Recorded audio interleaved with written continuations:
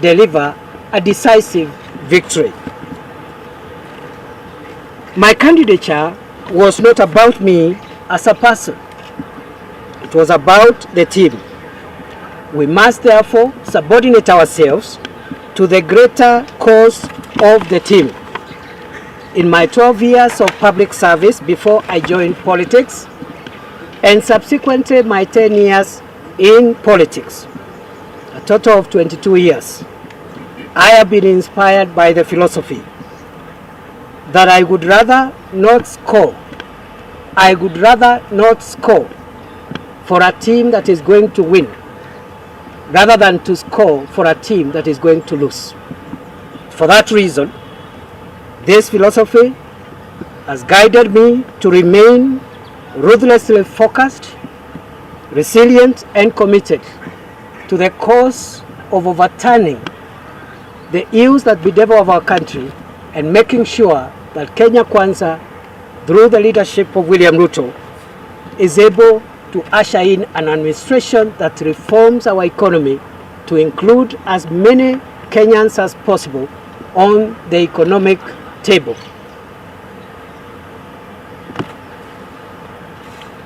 Ladies and gentlemen, fellow Kenyans, I am also inspired throughout my public life, before I joined politics and even in politics, by the principle never to run away from history. Instead, I have always believed in making history.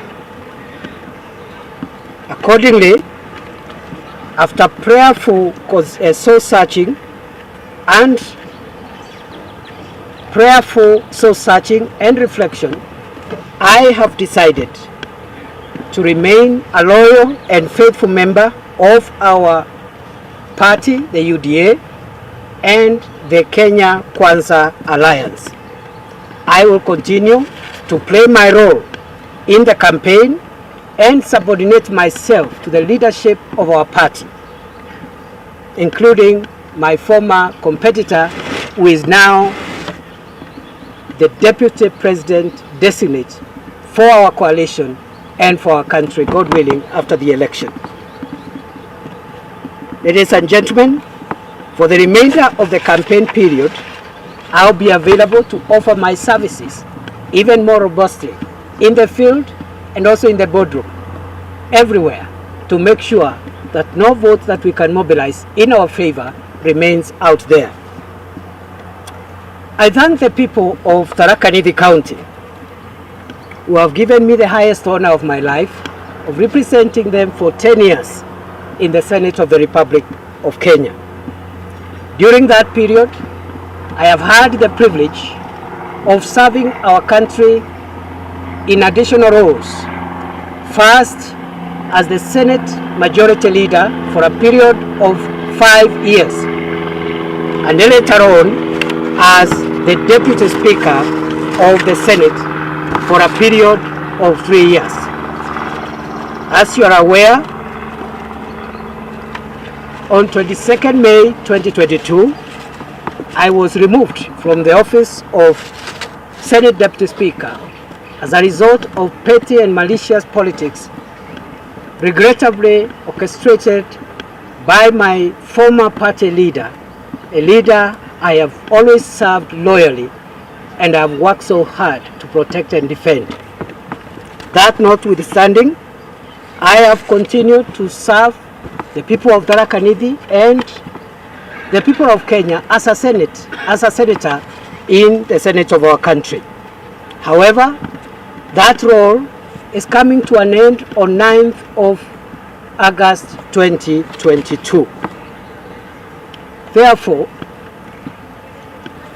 my political journey will be interrupted shortly on 9th of August 2022 because, as you are aware, after consultations with my party, I decided to disengage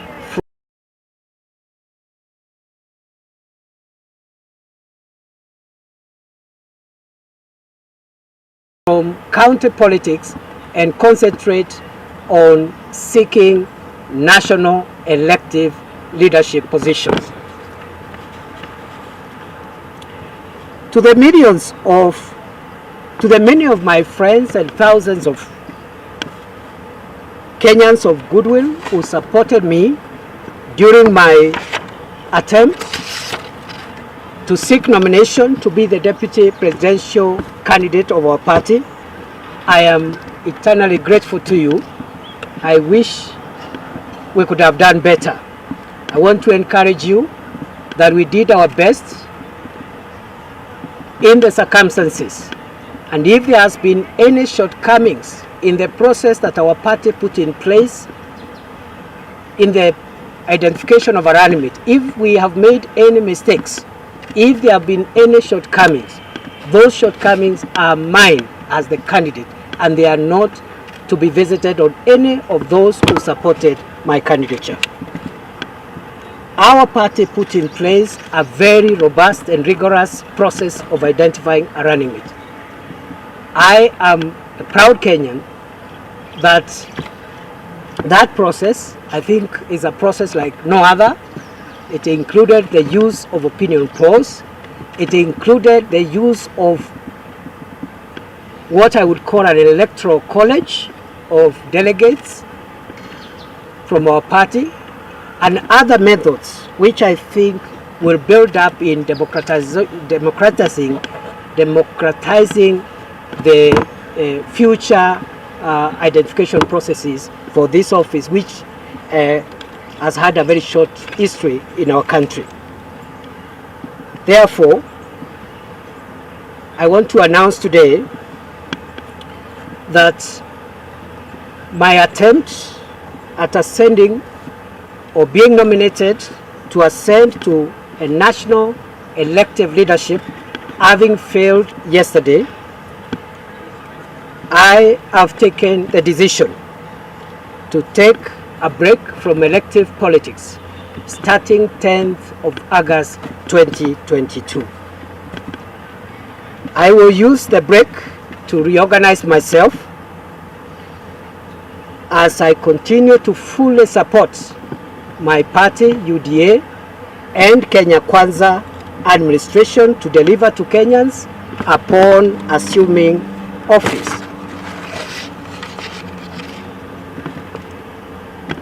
Lastly, I am grateful to my colleagues in the party, especially the members of parliament, both National Assembly and Senate, who have been a critical segment in this process that I've just explained. They did play a huge role in that process, and I know a good number of them did support my candidature.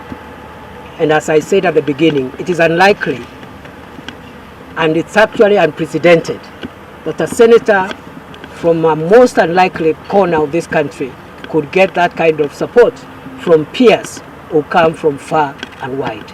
My colleagues, I am truly grateful. And I know, God willing, we will have an opportunity for me to make it up to you one day, and that day shall not be too far away. Finally,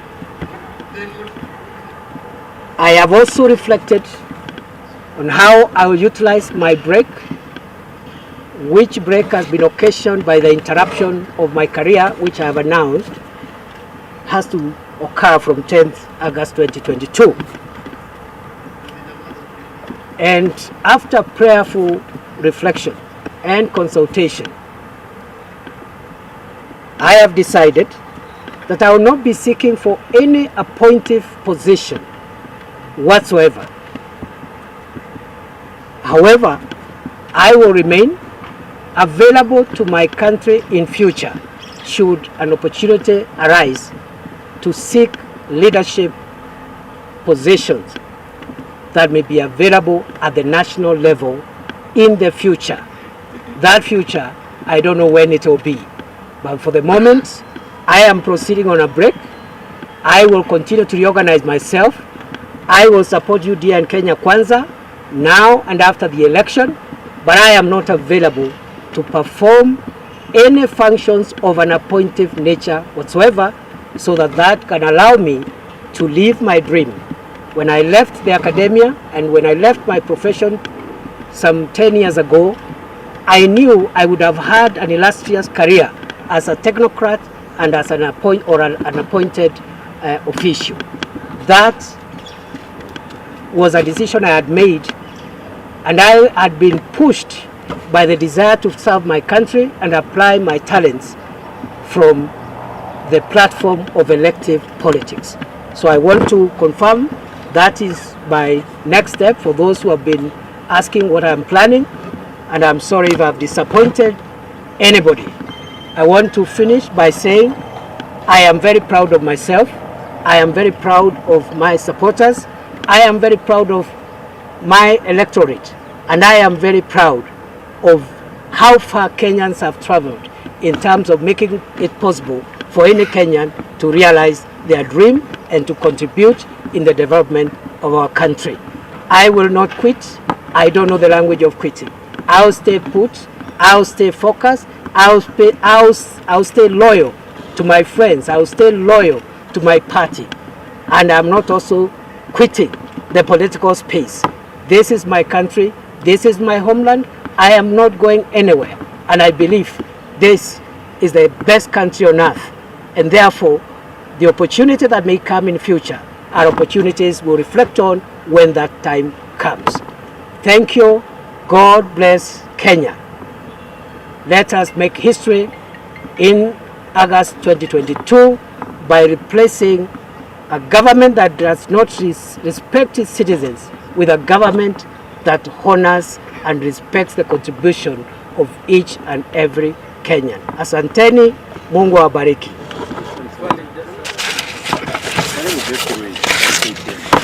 The negotiations for that position of the running pointed to you ranking high among those who were seeking that position. Your absence yesterday during the unveiling of the running mate of course raised a lot of speculations, and right now you've said that you will not be accepting any appointed position from Deputy President William Ruto's camp should they win the August 9 poll. Does that point to your dissatisfaction in the manner the process was conducted? Thank you, Mr. Kirui. I am extremely satisfied with the process that our party followed in identifying the running mate. Secondly, what you have said is true.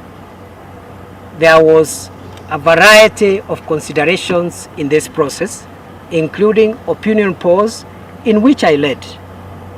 There were also other considerations, including voting through an electoral college, which I also won.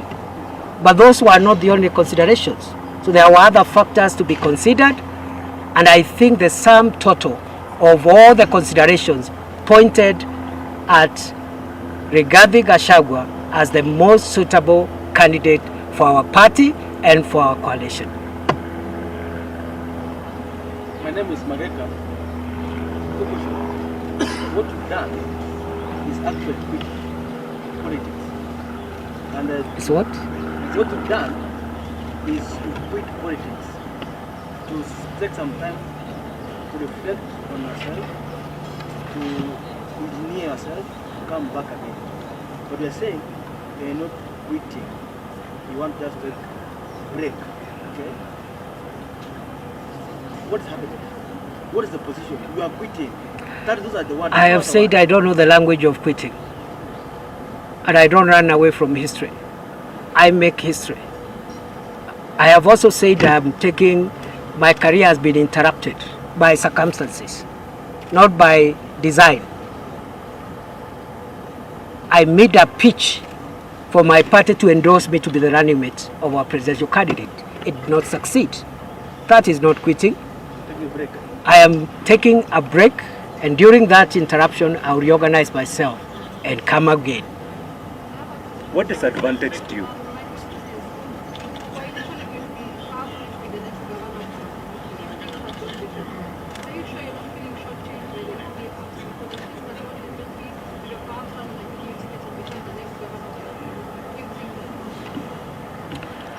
I don't feel shortchanged because the decision for me to quit county politics was a decision which was arrived at by consensus between myself and the party.